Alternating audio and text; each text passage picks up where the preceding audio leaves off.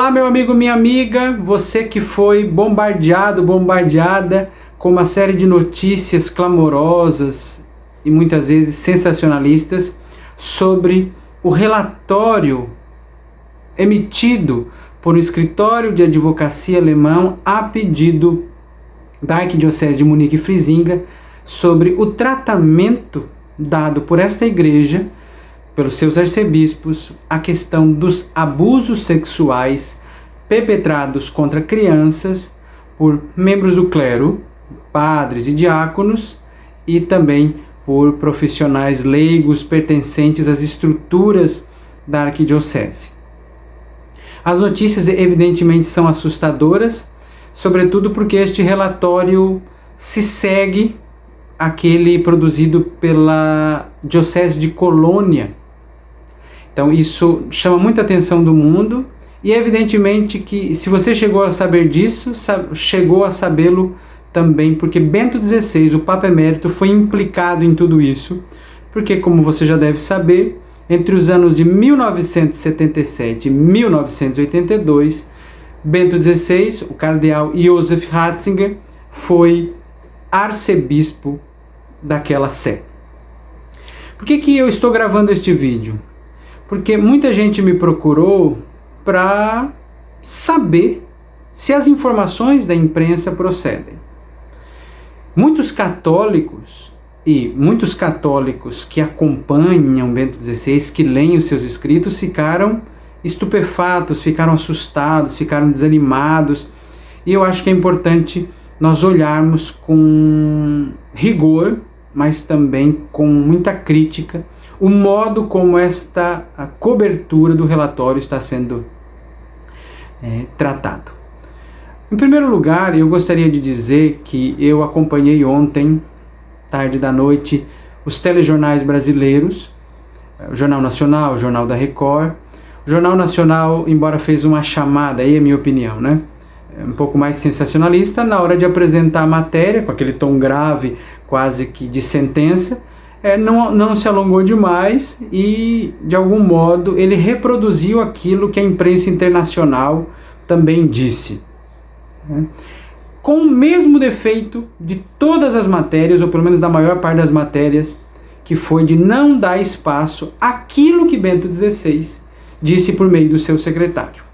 Então, o meu primeiro comentário é esse. Nós não podemos esperar da mídia secular, da mídia historicamente hostil a Bento XVI, qualquer tipo de benevolência ou benefício da dúvida ao Papa alemão. Quem aqui acompanhou o pontificado de Bento XVI sabe muito bem que tudo que se podia fazer para denegri-lo foi feito por uma mídia laica que flagrantemente é contra os valores que a Igreja Católica ainda representa no mundo ocidental. Família, certa visão de sexualidade, o próprio celibato, embora isso não diga tanto respeito à vida dos outros, mas como está no domínio da vivência, da afetividade, do sexo, isso interessa ao nosso mundo ocidental. Para que vocês tenham uma ideia de que o que nós estamos vendo hoje não é novo, eu apresento para vocês a edição portuguesa de um livro feito por dois jornalistas italianos, um deles hoje trabalha no Vaticano, que é Andrea Tornielli, e outro Paolo Rodari. Ataques ao Papa, escândalos de pedofilia e polêmicas doutrinárias contra Bento XVI. O que se pôde fazer para tentar implicar Bento XVI diretamente nos casos de pedofilia foi feito. Tentaram associar o irmão dele com violência contra menores, o que na verdade foi certa acusação de ter dado uns tapas, vamos dizer assim, a alguns meninos do coro, que de fato é reprovável, mas está longe de configurar um abuso de natureza sexual. Então tentaram de todo modo aproximá-lo deste fato, mas boa parte das acusações, inclusive contra seu irmão, foram totalmente dirimidas. Sem esquecer que desde o começo Bento XVI foi chamado de nazista por ter feito parte da juventude hitlerista, que era uma associação paramilitar compulsória para a juventude e todos alemã da época da Segunda Guerra Mundial, e todos aqueles que não pertencessem a ela sofreriam algum tipo de sanções ou restrições de acesso ao ensino público. Esta é uma primeira coisa. A denúncia que nós vimos recentemente data de 2010. 2010. Então, o que nós estamos vendo agora é, vamos dizer assim, o sensacionalismo sobre um processo de investigação que nasceu há mais de uma década. Quando surgiram os primeiros relatos de comportamentos impróprios ou de tratamento, vamos dizer assim, quase coniventes, mas de olhos fechados das lideranças católicas em terras alemãs, a partir daí a própria Diocese de Munique buscou vamos dizer assim, um escritório de advocacia independente que, com parcialidade, deveria apresentar os dados. Infelizmente, o resultado apresentado, pelo que nós podemos ver, não gozou da imparcialidade esperada, embora o relatório está aí e o escritório também se expõe às críticas ao crivo de uma análise histórica mais rigorosa. Primeira coisa que eu quero dizer para vocês é que esta notícia é uma notícia requentada e se insere num movimento de crítica que tenta minar o pontificado de Bento XVI desde que ele estava em exercício. Todos nós sabemos por quê. Bento XVI foi considerado sempre um papa conservador e os valores que ele encarna, e ainda encarna inclusive em território alemão, porque na sua própria terra ele não goza de especial simpatia, mas ainda aí há forças que, vamos dizer assim, impedem que certo progressismo teológico eclesial avance de forma mais acelerada. Então Bento XVI, ainda na sua terra natal, é um entrave para que se tome tantas decisões que não correspondem à tradição e à fé da Igreja. Inclusive, não podemos esquecer que o próprio Papa Francisco, vamos dizer assim, se distanciou de certos comportamentos deste caminho sinodal alemão. Então, essa é a primeira coisa. A segunda coisa tem a ver realmente com a realidade alemã, porque se vocês perceberem, e eu vou ler um texto de um jornalista alemão sobre isso, toda a atenção do relatório ficou sobre Bento XVI. Então, os outros envolvidos, embora tenham pedido desculpas, como o próprio atual cardeal arcebispo de Munique, Bento XVI foi o foco das atenções. Ou seja, toda a artilharia pesada está voltada para o idoso Papa Emérito de 95 anos que habita o Mosteiro Mater Ecclesiae no Vaticano. Essa é a segunda coisa que eu gostaria de salientar para vocês. O objetivo deste vídeo não é criar celeuma, mas dirimir a que está aí e apresentar uma análise minimamente fria e sóbria diante de tantas manchetes que dominaram as nossas telas de celulares e as telas dos nossos computadores. Eu gostaria de chamar a atenção para o fato de que se você acompanhar só a imprensa brasileira, você nunca terá uma visão global dos fatos. Até porque se você pegar a matéria do Globo, e se você pegar no celular, muitas vezes a manchete nem aparece toda, olha o truque. Então, muitas vezes a matéria diz o seguinte, como o Globo: Bento XVI acobertou casos de abusos sexuais contra menores quando era arcebispo, vírgula, diz a imprensa alemã. Eu vi inúmeras manchetes nesse mesmo sentido. Bento XVI acobertou pedófilos, vírgula, diz relatório. Mas quando você está só zapeando, né, assim, o celular, você só vê parte da notícia. Então, a manchete, evidentemente, ela quer fisgar a nossa atenção e ela coloca uma acusação gravíssima ali. Este é um ponto importante.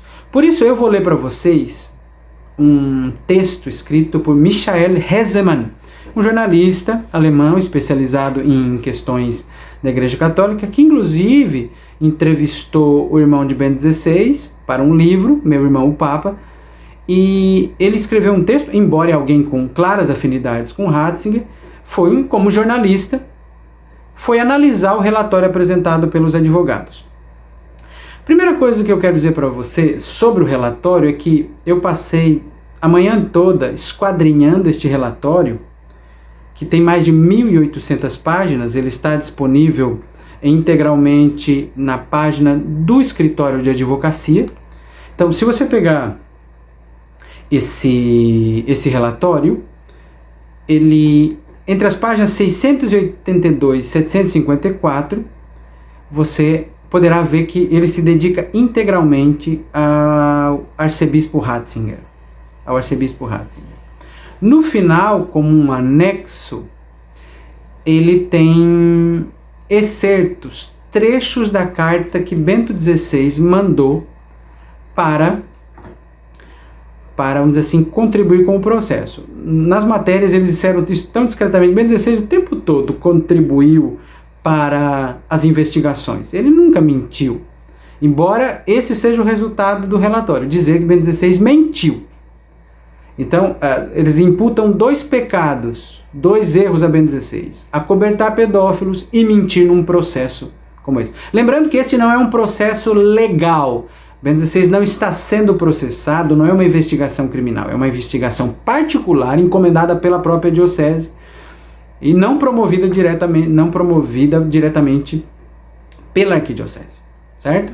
Então, lá como anexo, você vai encontrar a carta em alemão de Bento XVI, as páginas 1 a 6, 63 e 82. Estão ausentes as páginas 7 a 62. Por quê?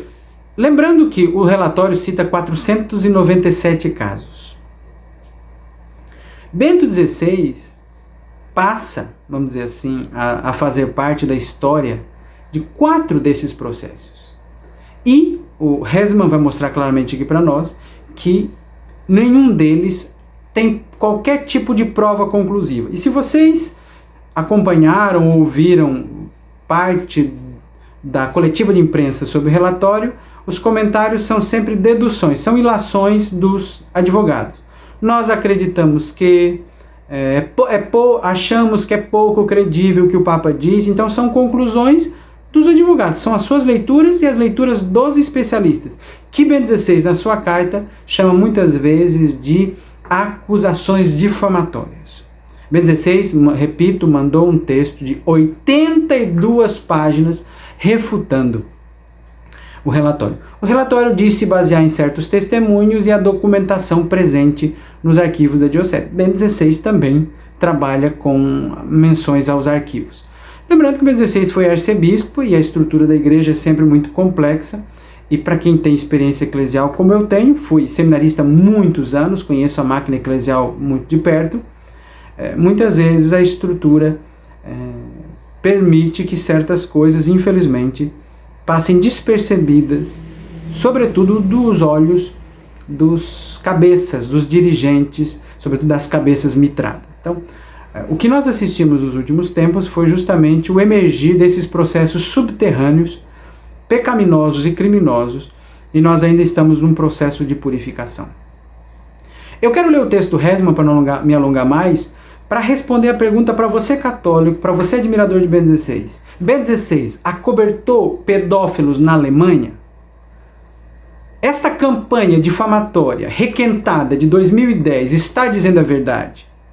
E Bento XVI, com a sua trajetória ilibada de busca de santidade, de busca de eclesialidade, de busca de preservação da tradição eclesial, contra todo tipo de ideologia intra e extra-eclesial, de matriz ateia, politizante, ele teve um comportamento impróprio?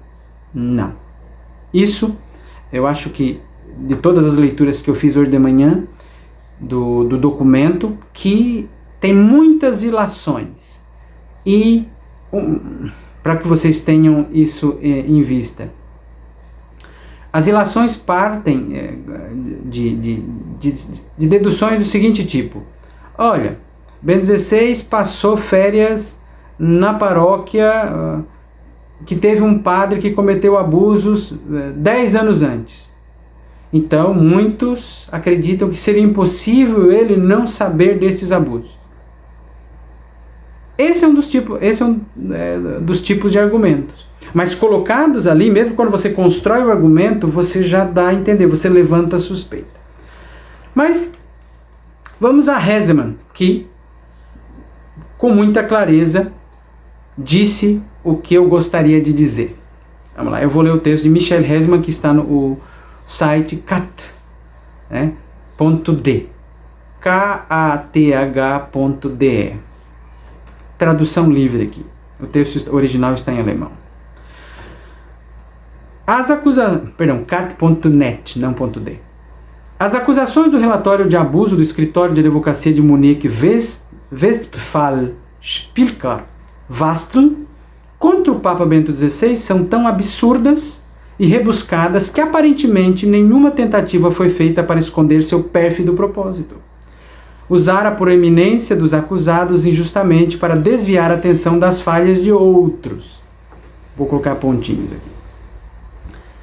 E para dar o golpe fatal à igreja que Ratzinger representa, ou seja, um catolicismo teocêntrico, pontinhos. Aí é a crítica do Hesselmann à situação eclesial alemã. Vamos ao texto literal agora. E não editado. Nenhuma outra conclusão pode ser alcançada por qualquer pessoa que tenha visto, através do caráter de campanha da mídia, soundbits da coletiva de imprensa de Munique, e em vez disso se concentre na leitura do relatório original, que supostamente contém provas para as acusações confiantes de um mundo programado para hostilidade pronta contra a igreja. Mas quem procura provas circunstanciais ou mesmo fatos duros que poderiam condenar o Papa Ratzinger de mentir, rapidamente se decepciona. A estrutura do documento, sabe que vocês têm uma ideia? O documento, quando se dedica aos arcebispos, ele faz um arrazoado do ministério do arcebispo e depois apresenta o caso, apresenta os argumentos de Ratzinger na sua carta de 82 páginas e depois tenta desconstruir os argumentos de Ratzinger, certo? É sempre essa lógica. Então, voltando aqui. Pois em Munique as montanhas da Baviera gritavam poderosamente, mas apenas um rato ridículo nasceu, tão pequeno que nenhum gato romano jamais correria atrás dele. Portanto, vamos analisar mais de perto os 4 casos, 4 de um total de 65, nos quais o então arcebispo de Munique e Frisinga, cardeal Ratzinger, é acusado de falhar no cargo, ou mais precisamente de não ter reagido de acordo com as regras ou de forma apropriada aos casos de abuso. Já aqui, no entanto, a armadilha do anacronismo ameaça quando especialistas tentam avaliar o tratamento de casos de abuso há meio século de acordo com os padrões atuais. Pois o fato de que uma pandemia de abuso se abateu sobre a Igreja Católica é apenas uma descoberta do século XXI. E foi Bento XVI, entre todas as pessoas, quem reagiu com mais veemência e limpou os estábulos de Hogan. Acho que é assim que se pronuncia. Durante seu pontificado, pelo menos no que diz respeito à Europa, foram tratados os primeiros casos de abuso no ambiente eclesiástico e foram tomadas as medidas disciplinares mais duras até hoje, desde a laicização, essa tradução melhor, de 384 padres, pela primeira vez, até a cooperação com as autoridades seculares de processo penal.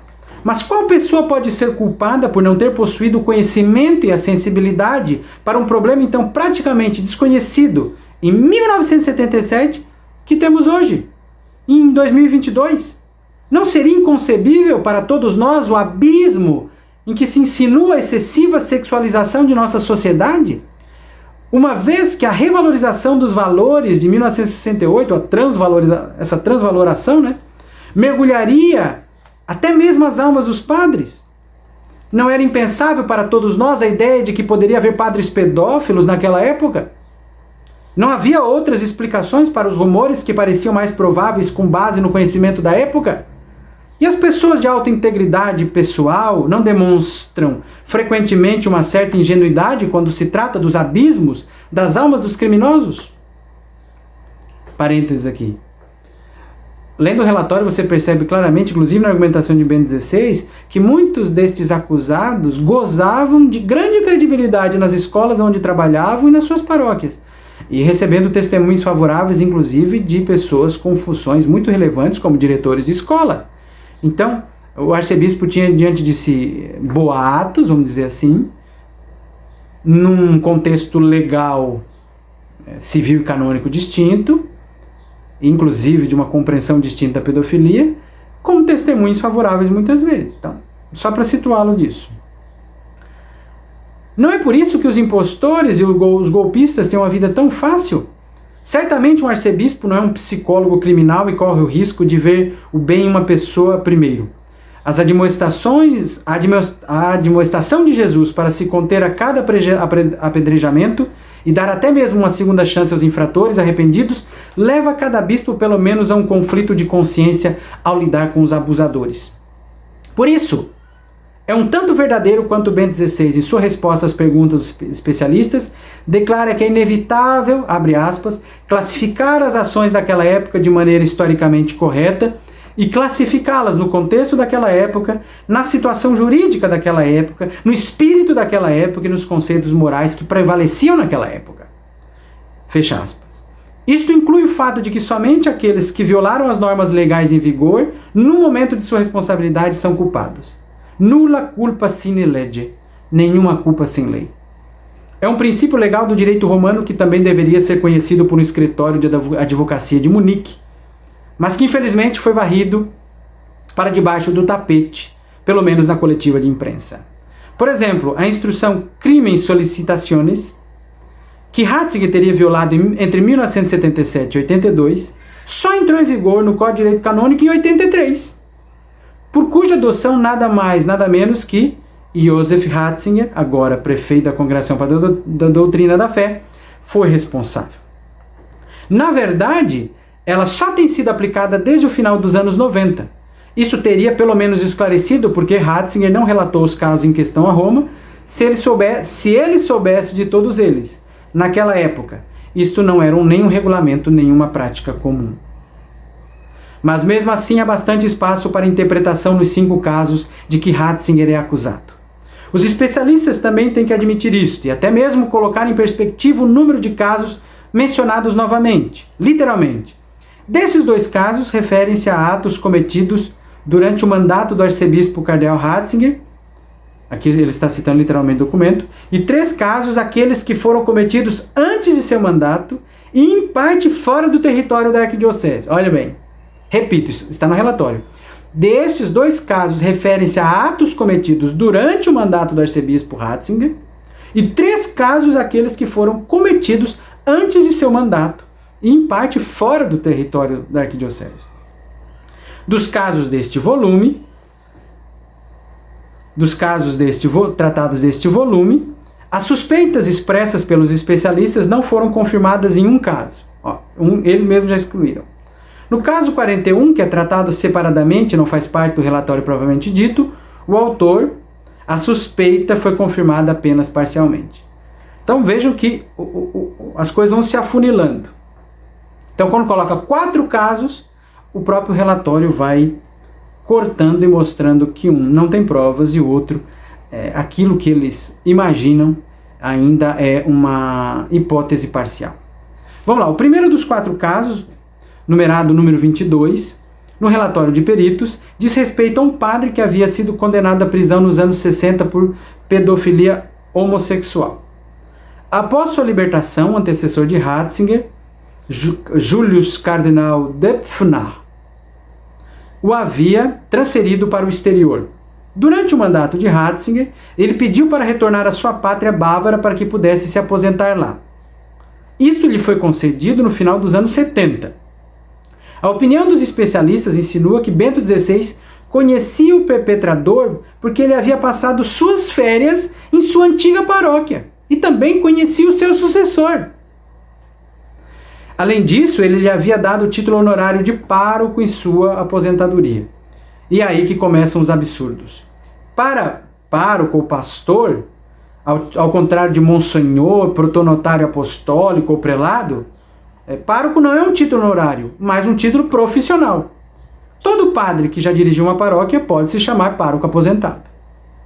Portanto, Ratzinger também não lhe conferiu isto, ele foi meramente escrito como seu título profissional correto quando o vicariato geral do arcebispo lhe concedeu a transferência para a aposentadoria. Afirmar que Ratzinger examinou sua vida anterior e seu registro criminal durante suas férias únicas em sua antiga paróquia não é apenas uma insinuação, mas uma construção pérfida. As férias em questão aconteceram em agosto de 1982. meio ano após Ratzinger ter se demitido de seu cargo de arcebispo para trabalhar em Roma como prefeito da doutrina da fé, a pedido de João Paulo II. Portanto, mesmo que, o que é pouco provável, ele tivesse aprendido algo sobre a vida anterior do perpetrador naquela época, isso não poderia ter influenciado sua ação 3 ou 4 anos antes. Se Ratzinger alguma vez soube porque a referida pessoa havia trabalhado no exterior, é mais do que questionável. Ele próprio nega veementemente, não há razão para não acreditar nele. Mas também não haveria motivo para recusar um homem que tivesse cumprido sua sentença e nunca tivesse recaído para voltar para casa e se aposentar com uma carta padrão e uma saudação correta. Mas Ratzinger nem mesmo fez isso. A carta do formulário ficou sem assinatura do cardeal. Assim, mesmo os especialistas têm que admitir que Bento XVI tem que ser considerado, abre aspas, exonerado a respeito como um todo. A este respeito como um todo, fecha aspas. No segundo caso, número 37, um padre da diocese de Essen havia sido condenado, abre aspas, por tentativa de fornicação com crianças e delito sexual, fecha aspas. No início dos anos 70, ou seja, sob o predecessor de Ratzinger, cardeal Döpfner. Ele foi imediatamente removido do serviço de ensino da diocese. 5 anos depois, agora sob o comando de Ratzinger, houve uma segunda condenação por atos exibicionistas. Ratzinger havia concordado que o padre deveria, no entanto, permanecer em seu posto, onde recaiu 1 ano depois. Agora, o tribunal o condenou a uma pena de prisão suspensa. Depois de receber tratamento médico especializado, ele foi então empregado por uma escola pública como professor de religião. Embora Bento XVI negue ter sido plenamente informado sobre o caso, pelo menos o comportamento de seu vigário-geral, o Gerhard Gruber, é compreensível. O padre em questão só havia sido condenado por ser exibicionista durante o mandato de Ratzinger. Ele mostrou a genitália. Portanto, não havia cometido nenhuma ofensa, vamos dizer assim, contra crianças. Ele não cometeu abuso sexual, físico. Vamos lá. Uma transferência estava fora de questão porque ele estava se submetendo a um tratamento psiquiátrico no local. Por isso ele não foi transferido. Quando recaiu, ele foi demitido do ministério pastoral. Em seguida, lecionou em uma escola particular de negócios, onde, segundo o diretor, ele se comportou impecavelmente. Além disso, nos anos 70, acreditava-se que o exibicionismo e a pedofilia eram doenças curáveis que podiam ser tratadas, podiam ser curadas por tratamento psiquiátrico. Portanto, aqui também não há nenhuma evidência de qualquer ato ilícito ou negligência por parte do arcebispo Ratzinger. O terceiro caso, o número 40, exonera Bento XVI em vez de incriminá-lo. Um sacerdote de uma diocese estrangeira e parente do bispo de seu país de origem havia sido condenado a uma pena suspensa por um abuso sexual de crianças. O bispo, seu tio, procurou então enviar o perpetrador a Munique para continuar seus estudos ou doutorado, um pedido que o arcebispo Ratzinger deferiu. No processo, ele também foi nomeado capelão no cuidado pastoral. Quando ele foi observado tomando banho nu e fazendo contatos particulares com acólitos, foi proibido de ter qualquer celebração na paróquia e finalmente foi demitido. A opinião dos especialistas ensinou ao arcebispo Ratzinger, reconhecidamente sem uma única prova ou mesmo indicação, que ele deve ter tido conhecimento da condenação do jovem padre no exterior. É muito mais provável, porém, que seu tio o tenha ocultado deliberadamente. Agora, nem tomar banho nu, nem fazer um esforço para fazer contato é abuso sexual e muito menos um delito criminal. No entanto, a diocese agiu preventivamente. O quarto e último caso, número 42, é sobre um padre que foi acusado de tirar fotografias lascivas de meninas menores de 14 anos, o que mais tarde levou a uma condenação. O arcebispo Ratzinger tinha sido informado disso, que decidiu designar o acusado para um lar de idosos em um hospital a partir de então. O pároco que o levou à sua paróquia também o deixou celebrar na igreja paroquial. Foi o pároco. Como os especialistas querem deduzir um fracasso da parte de Ratzinger, ou mesmo indiferença e desinteresse, da transferência punitiva que ocorreu, especialmente porque os atos sexuais com menores nunca estiveram em questão, permanecem abertos. Estes 4 casos são suficientes para prejudicar o trabalho de uma vida dos papas mais inteligentes da história da Igreja? Na melhor das hipóteses, eles revelam que a Igreja se tornou mais sensível ao lidar com os abusos. E isso é uma coisa boa. Mas como já dissemos, esse foi precisamente o trabalho de Bento XVI. Portanto, é ainda mais absurdo, ainda mais pérfido, colocar agora o iluminador num canto com os encobrimentos. Esse foi Michel Hesman. Eu poderia aqui ficar falando de toda a batalha que Bento XVI, já como cardeal, prefeito da doutrina da fé, levou adiante contra a pedofilia na Igreja. Ele, inclusive, foi o responsável pela demissão do fundador dos legionários, Marcial Maciel Degollado. Meus caros, Bento XVI foi um apóstolo da verdade. Ele lutou contra todos os abusos, contra esses escândalos que clamam aos céus. Nós, como cristãos católicos, devemos bater no peito, nos envergonhar do pecado de todos os membros da Igreja e buscar uma conversão pessoal mais séria, mais conforme o Evangelho. Renovo aqui o meu repúdio. Eu que já fui seminarista, fui formador em seminário, fui conselheiro tutelar dos direitos da criança e do adolescente, dos direitos da criança e do adolescente, eu repudio qualquer conivência com esse tipo de comportamento abusivo. Eu, como pai de família, sinto um ódio visceral por isso, por este pecado. E eu tenho certeza que você também. Mas porque nenhum de nós compactua com isso. Quando eu postei a primeira defesa do Bento XVI, alguém veio no meu Facebook e disse: vocês não aguentam a verdade. Eu disse: nós aguentamos, nós amamos a verdade. E a pessoa logo disse: vocês acobertam pedófilos. Veja, gratuitamente isso eu ouvi no meu Facebook. Imagine Bento XVI, que há anos luta contra as forças destrutivas da Igreja, contra tendências que querem reduzir a Igreja a um ente político, ou querem fazer da Igreja a imagem e semelhança de um mundo cada vez mais perdido. Meus amigos, meus queridos, serenidade, oração, espírito crítico diante de tantas matérias. Vamos esperar que, pouco a pouco, venha a defesa de Bento XVI a público para que se restaure, na medida do possível, a sua credibilidade no meio católico. Porque, pelo que eu vejo, os que odeiam Bento XVI estão cada vez mais dispostos a odiá-lo mais.